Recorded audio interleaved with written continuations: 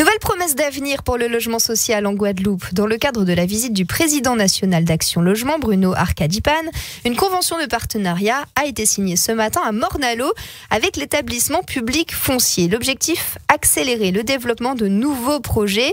Et d'ailleurs, cet événement s'est fait en marge de la pose de la première pierre d'un nouveau complexe locatif et d'accession à la propriété de haute qualité environnementale, HQE, porté par la SICOA, tel un symbole de ce que doit devenir le logement social sous nos latitudes. Reportage signé Nicolas Ledin. À taille humaine, c'était le mot d'ordre ce matin sur ce projet de 13 logements, le premier labellisé haute qualité environnementale porté par la SICOA. Loin des grands complexes de la région pointoise, l'objectif désormais, c'est de faire des lieux de vie. Un changement de paradigme pour Thierry Romanos, président du bailleur social. Il y a 12 000 demandes de logement en attente. Donc il faut construire et mieux loger nos Guadeloupéens dans des résidences beaucoup plus abordables et beaucoup plus durables en tenant compte de l'environnement. Il faut arrêter avec les bars et les tours et aller vers du logement beaucoup plus à taille humaine. Mais il est important effectivement de revoir complètement ce modèle. Et en la matière, ce projet doit servir d'exemple pour accélérer la cadence. C'est ce que souhaite le président national d'Action Logement, Bruno Arcadipane, qui a un peu mis la pression sur les acteurs locaux. Le niveau d'urgence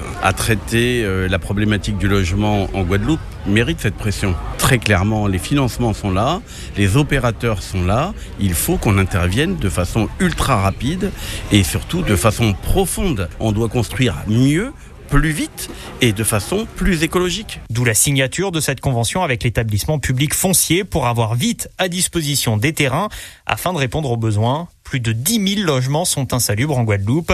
Et pour Corinne Vingataramin, la directrice générale de l'EPF, on peut mieux faire. On gagnerait à travailler beaucoup plus en synergie pour pouvoir faire sortir les opérations plus rapidement. Je ne désespère pas. Je pense qu'avec l'ensemble des bailleurs sociaux, on est capable de pouvoir récupérer quelques années et faire sortir les opérations sur des temps beaucoup plus courts. Loin des grandes barres tristes du passé, le logement social de demain sera davantage autour de l'ACOU et d'espaces partagés.